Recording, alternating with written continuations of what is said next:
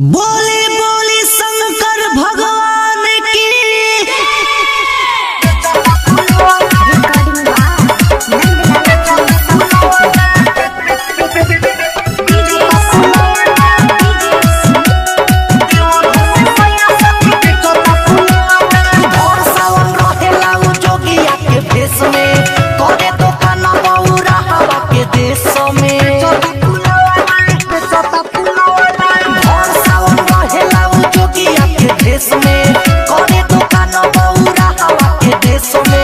बुझेला तनी को ना मानवा के भावना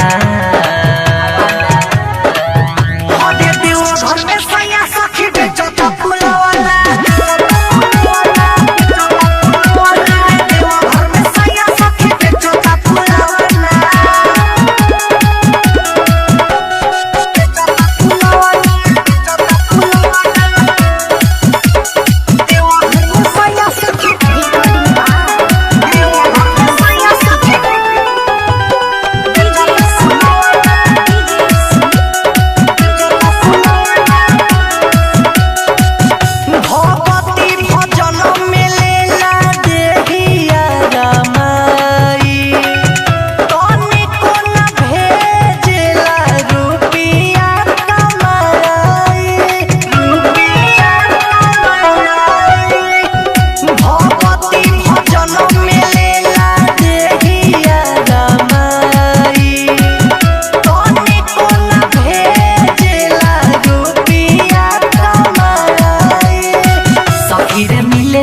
हमारा के खाना हदे देव घर में सैया सखी बेचो तो फुलवाना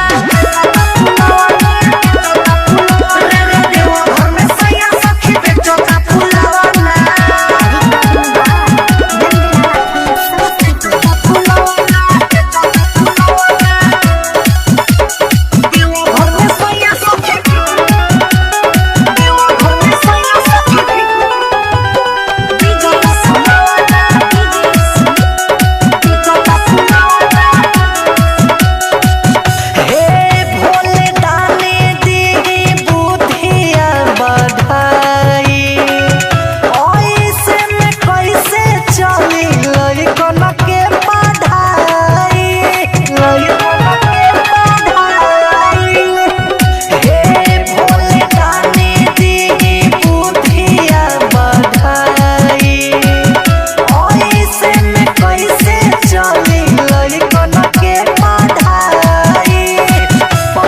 पवन निखिल बाबे अभी पावना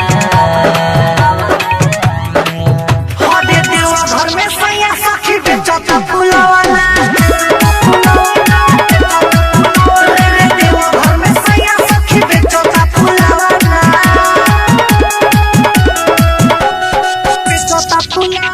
recording by Nandlala film Samastipur.